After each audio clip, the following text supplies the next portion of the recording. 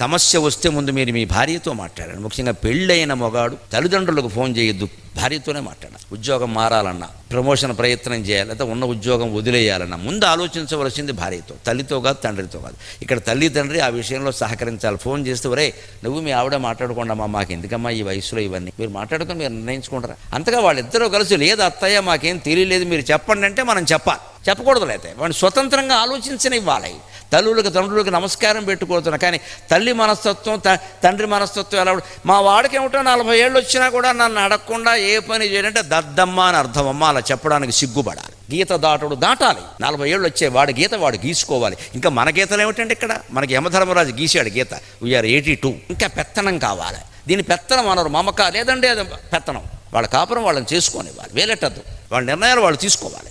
ఈ తల్లి ఎంత తెలివైందో ఆ భార్య ఎంత తెలివైంది. స్త్రియో హినామ కల్వేత నిసర్గాదేవ పండితా